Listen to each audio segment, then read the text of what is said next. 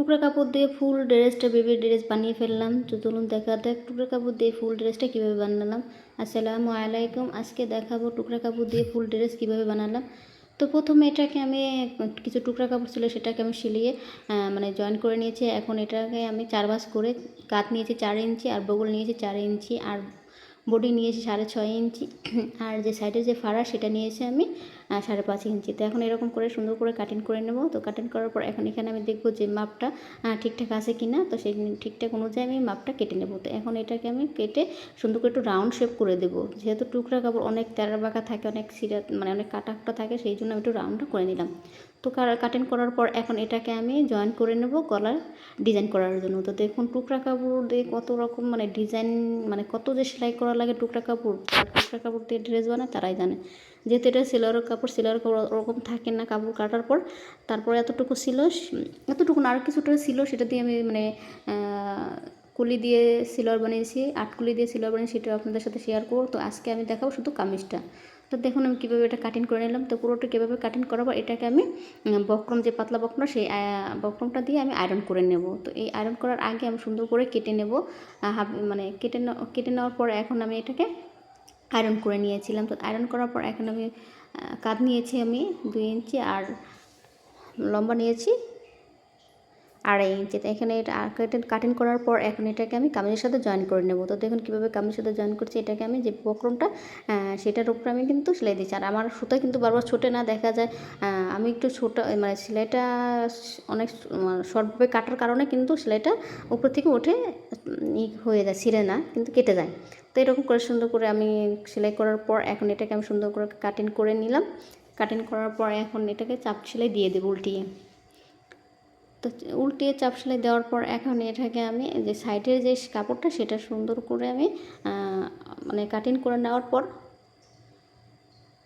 দোনো সাইডে আমি কাটিং করে নিচ্ছি। কাটিং করার পর এখন এখানে আমি সেলাই করে নেব। এখানে আমি সেলাই করবো এই কারণে যে দেখতেছিলাম যে কোনভাবে দিলে সুন্দর লাগে। তো এখন দেখতেছি যে এটা যদি আমি উল্টিয়ে একটা সেলাই দিই তাহলে খুব সুন্দর লাগবে, সাইডে দিলে ভালো লাগবে না। এই জন্য আমি শুধু নিচের কোনাগুলো এই কোনাগুলোই আমি সুন্দর করে লেসটা বসিয়ে দেবো, পুরোটুকু আমি দেবো না। তাই সেই অনুযায়ী আমি এটাকে সেলাই করে নিচ্ছিলাম। তাই সেলাই করার পর এখন এটাকে আমি লেস বসাবো। তো দেখুন এখানে আমি লেস বসাই দিচ্ছি।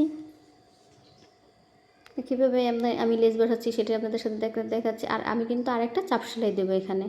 তো চাপ সেলাইটা আপনাদের সাথে দেখাচ্ছি না। এখন এটাকে আমি সৌন্দর্য করার জন্য আরেকটা ফুল দিয়ে দিচ্ছি। তো এখন এটাকে আমি চেন লাগিয়ে নেব। তো দেখুন কীভাবে আমি চেনটা লাগাচ্ছি। এভাবে আপনারা চেনটা লাগাবেন। যেখানে ফাড়াটা ছিল সেই ফাড়াটার ভিতরে দিয়ে আমি সুন্দর করে চেনটা লাগিয়ে নিচ্ছি। চেনটা লাগানোর পর এখন এটাকে আমি কাঁধে যেই কাপড়টা নিয়েছি 2 ইঞ্চি নিয়েছি চড়া, আর লম্বাও নিয়েছি 2 ইঞ্চি। তো দেখুন সেলাই করার সময় আমার কী অবস্থা হয়েছিল। তো আমি এই ভিডিওটা দিয়েছিলাম, মাশাআল্লাহ সবাই অনেক কমেন্ট করছে, অনেক ভাইরাল হয়েছে। তো কীভাবে এই জিনিসগুলো মাঝে মাঝে ক্যামেরার পিছনে যে কত কিছু হয় সেটা যারা করে তারাই জানে। তো এখন এটাকে আমি সেলাই করার পর এখন আমি গলার যেই পাইপিংটা সেটা আমি সেলাই করে নিলাম। তো দেখুন পাইপিংটা আমি 1.5 ইঞ্চি নিয়েছি চড়া। তো এখন এটাকে আমি সেলাই করে নিয়েছি। তো সেলাই করার পর এখন আমার কাজ জয়েন করব। তো চলুন কাজ জয়েন করে নিই। তো এই যে কাজ জয়েন করা দুনো সাইডে আমি কাজ জয়েন করে নিচ্ছি। তো এইভাবে আমি পুরো দুনো সাইডে কাজ জয়েন করে নিলাম। তো কাজ জয়েন করার পর এখন দেখুন এখন যে সাইডের যে পাইপিংটা সেটা আমি দেবো। তো সাইডের পাইপিংটা এরকম টুকরা কাপড় দিয়ে আমি সেলাই করে পাইপিং করে নিয়েছি। তো দেখুন এই ডবল করে সেলাই করে ডবল করে কাপড়টা উল্টিয়ে আমি সেলাই করেছি। আর কোনো আপনারা কিন্তু যেই কাপড়টা আছে সেই কাপড়টা কিন্তু কোনো টান দিবেন না। পাইপিংয়ের কাপড়টা হালকা পাইপিংয়ের কাপড় হালকা টানও দেওয়া লাগে না, ঠিকঠাক হয়ে যাবে। দেখুন আমি কিন্তু টান দিলে তারপর সুন্দর ফিনিশিং হচ্ছে। তো আপনারা কিন্তু ওরকম বেশি কম টান দিবেন না। তো দেখুন সুন্দর হয়ে গেল। এই এত গোল হওয়ার কারণ হচ্ছে কিন্তু আমি কিন্তু কাপড়টা পাইপিংয়ের কাপড়টা কোনা করে কেটেছি, এই জন্য এত সুন্দর করে রাউন্ডটা হয়েছে। অনেকের দেখা যায় পাইপিংয়ের যে রাউন্ডটা সেটা কিন্তু সুন্দর হয় না, গোল হয় না। তো সেই কারণে এখন আমি কীভাবে দিছি সেটা তো আপনারা দেখতে পাচ্ছেন। আমি আরেকবার দেখাচ্ছি। তো এখানে আমি 2 ইঞ্চি নিয়েছি চড়া। তো চড়া নেওয়ার পর এখন এটাকে আমি ডবল করে সেলাই করে দিচ্ছি। আমি কিন্তু ডবল করে দেখাচ্ছি এই কারণে যে আপনারা যেন এই সাইডে যদি না বোঝেন তার আরেকবার বুঝবেন, সেই কারণে কিন্তু ডবল করে দিয়ে দিচ্ছি। তো দেখুন ডবল করে এভাবেই আপনারা 2 ইঞ্চি কাপড়টা কেটে এভাবে সেলাই করে নেবেন, উল্টিয়ে 2 পার্ট করে তারপর আপনারা সেলাই করে নেবেন। তো দেখুন এভাবে আমি সেলাই করার পর কোনা কেটে নিচ্ছি। এখন আমি উল্টিয়ে আরেকটা সেলাই দিয়ে দেবো, চাপ সেলাইটা দিয়ে দেবো।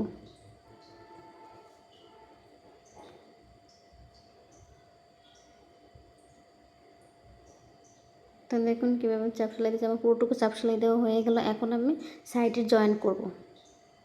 তো সাইডে আমি কীভাবে জয়েন করতেছি দেখুন, এখানে আমি ব্যাক স্টিচ দিছি, যেহেতু এখানে আমার ফাড়া হবে সেই জন্য আমি ব্যাক স্টিচ দিয়ে আরেকটা সেলাই ডবল সেলাই দিয়ে দিয়েছি।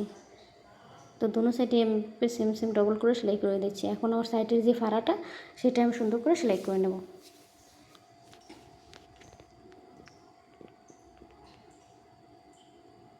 তো সেলাই করা হয়ে গেলে, এখন ভিডিওটা বড় হওয়ার কারণে আর কিছু সেলাইটা দেখালাম না। তো হয়ে গেল সুন্দর ডিজাইনার ড্রেস। তো কেমন হয়েছে অবশ্যই কমেন্টে জানাবেন।